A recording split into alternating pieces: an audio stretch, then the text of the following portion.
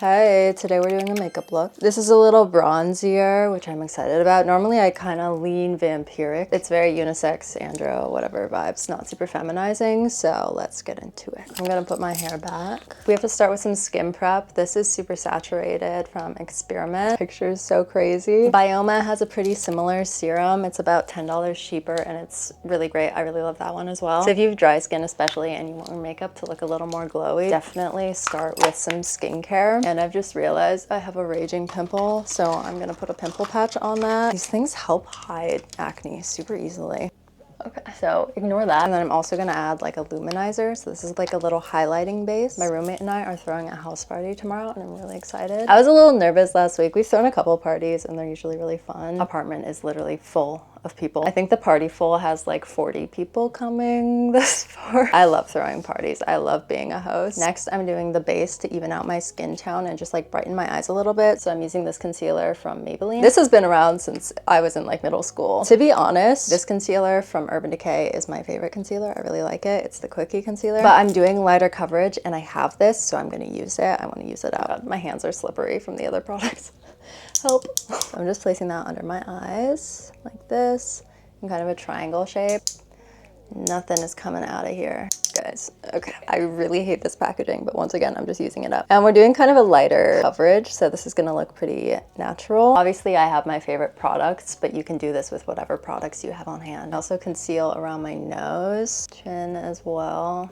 I'm gonna put this on top of the sticker, so I'm not putting that directly on a pimple. It looks a little crazy. And I'm just gonna blend out the concealer with a brush. One of the things I'm doing for this party is making jungle juice. It's gonna be like slightly special because I'm gonna infuse it with some like oranges and cinnamon and stuff, but we are converting our living room into a dance floor, so my roommate's gonna DJ, and then there's also a couple other people who I think are DJing. I live in Bushwick. Never be afraid to get in there with your fingers. I stopped using a beauty blender because it was definitely like adding to the breakout situation, so I kind of had to stop using it. Let me turn down this light. I basically didn't give any coverage in this area, and that's because I'm doing a lighter makeup look, but you can do whatever you want with your coverage. If you want to be a little more full coverage, you can add some foundation. But this is sort of like my basic ass look right now. I'm gonna set my under eyes with some of this powder. I think this powder breaks me out, but I still use it. If anyone has any good powder suggestions, please tell me. So I'm just having that under my eyes, next to my nose. I don't know how much I need to explain. I think this is gonna be a really good look if you haven't done a lot of makeup before though, to like help you maybe get into it without feeling dysphoric. People start doing makeup and they're like exploring makeup, especially if maybe you were assigned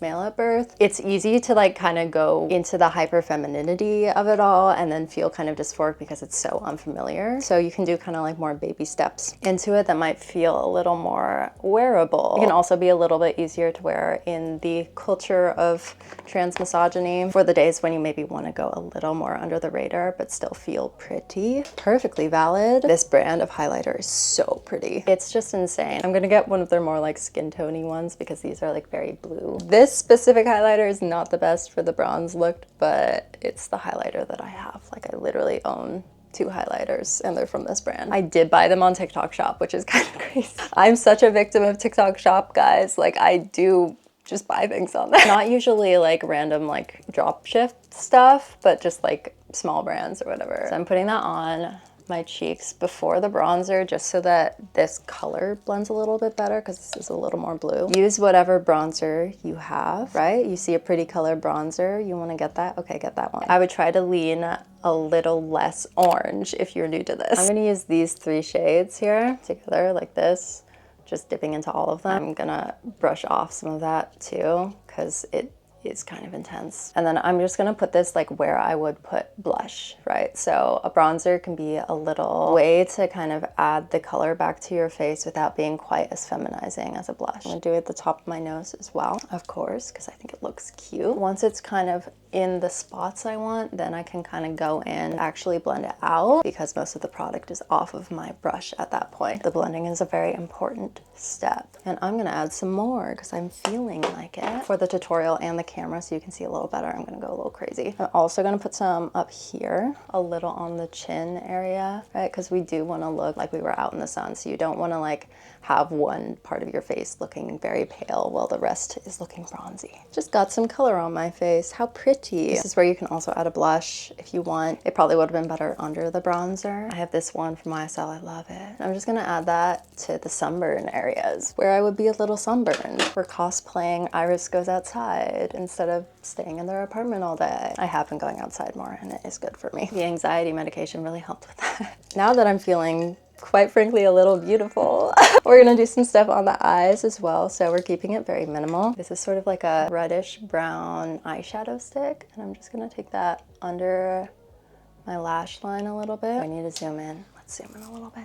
Makeup tutorial. We're gonna blend that out. This will just help emphasize the lower lash line a little bit, and this also adds back my tiredness that is quite natural. So I'm kind of keeping it alt by adding this. Emphasizing your lower lash line is a great way to keep the look a little more masculine. And I'm also adding a little bit of brown eyeliner. And I'm also gonna kind of blend that out. This is basically just like brown guy liner. And this is how you do guy liner. So translate that to whatever products you have if you want to do guy liner. And if you want to keep it a little more neat, you can use a brush like this one. This is a setting spray. If you're new to makeup, a setting spray might not seem like a necessity.